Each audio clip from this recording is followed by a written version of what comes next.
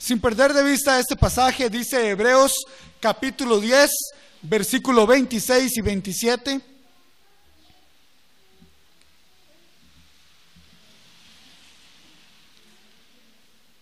Hebreos capítulo 10, versículo 26 y 27 dice: porque si pecaremos voluntariamente, después de haber recibido el conocimiento de la verdad, ya no queda más sacrificio por los pecados, sino una horrenda expectación de juicio y de hervor de fuego que ha de devorar a los adversarios.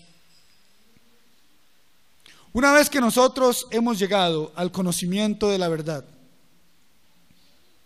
si nosotros, como decíamos esta mañana en la clase, ya sabemos, no lo podemos olvidar y comenzamos a ignorar aquellas cosas que no debemos estar haciendo.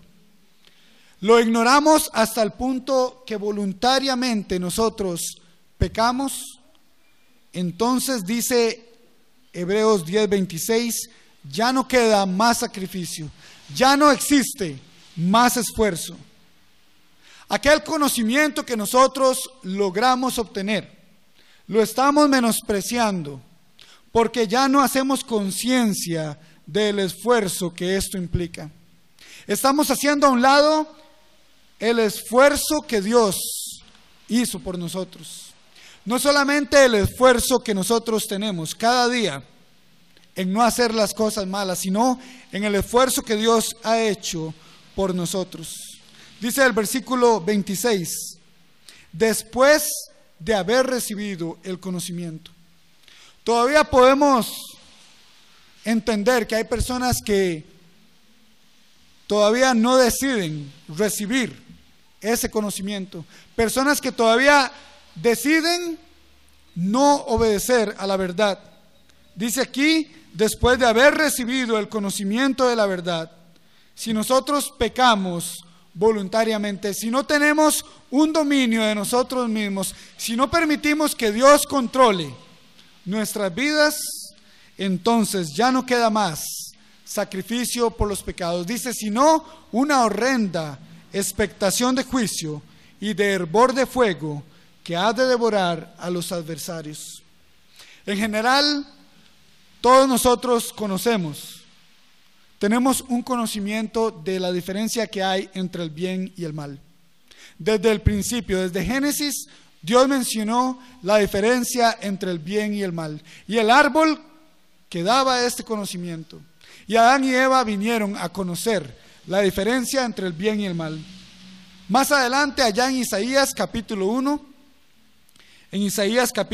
versículos 16 y 17, se nos llama a practicar ese conocimiento que nosotros tenemos sobre la diferencia que hay entre el bien y el mal. Isaías capítulo 1, versículos 16 y 17, dice de la siguiente forma: lavaos y limpiaos, quitad la iniquidad de vuestras obras de delante de mis ojos, dejad de hacer lo malo, aprended a hacer el bien. Dejar de hacer lo malo, aprender a hacer el bien.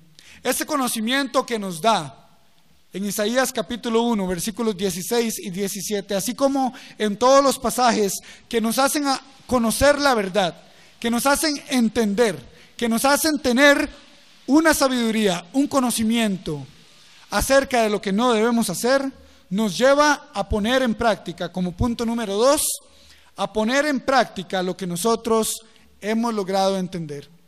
Primero dijimos que debemos hacer una conciencia del esfuerzo que esto implica.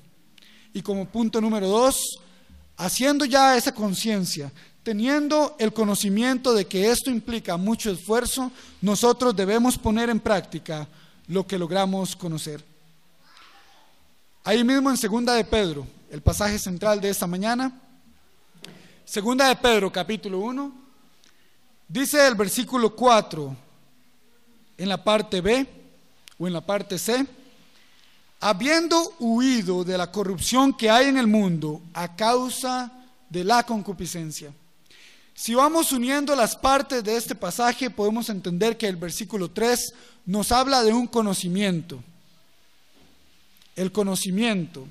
Y dice el versículo 4 que nosotros hemos huido de la corrupción que hay en el mundo a causa de la concupiscencia, a causa de los deseos malos, de las pasiones carnales que existe en el mundo. Dice que nosotros hemos huido. Me pregunto yo, ¿verdaderamente hemos huido? ¿Verdaderamente hemos huido como huyó José cuando se le presentó la oportunidad con la esposa de Potifar? ¿Verdaderamente hemos huido o hemos pretendido que huimos? Hemos pretendido tal vez que el dominio propio es algo que llevamos y tal vez no que practicamos. Es algo a lo que tal vez decimos no, pero tal vez hemos malentendido este no, en que algunas veces hay que hacer algo antes de decir no. Dice el versículo 5, vosotros también, dice otra versión, precisamente por eso, poniendo toda diligencia por esto mismo, añadid a vuestra fe virtud, conocimiento y dominio propio. Pero me interesa mucho el versículo 5, que dice, por esto mismo, poniendo toda diligencia. Y lo que dice otra versión, donde sustituye poniendo toda diligencia, dice, esfuércense. El dominio propio conlleva una conciencia de un esfuerzo muy importante. Conlleva también poner en práctica el conocimiento y en esforzarse en dejar, el esforzarse en huir. Dice el versículo 5, precisamente por eso, vosotros también poniendo toda diligencia, poniendo todo de nuestra parte para dejar las cosas que no debemos hacer. Y el versículo 6, el pasaje central dice, al conocimiento añadid dominio propio. Quiere decir que a la ciencia nosotros le pongamos práctica. Las personas cuando estudian una carrera, cuando se acercan al final de esa carrera, muchas veces tienen que hacer una práctica. Tal vez en el último año de su estudio, en el último año de su profesión, a usted le tocará, o le ha tocado, o le toca estar haciendo una práctica. Poner en práctica todo lo que usted ha conocido. Y aquí también el pasaje es muy claro. Dice el versículo 6, añadid a vuestro conocimiento el dominio propio. Aunque conocemos el bien y el mal, y no lo podemos olvidar, podríamos tal vez estarlo ignorando, si es que nosotros no lo ponemos en práctica. No debemos exponernos al mal. No vayamos nosotros a confundir que para poder practicar el dominio propio necesitamos entrar al campo difícil, al campo del pecado para decir no.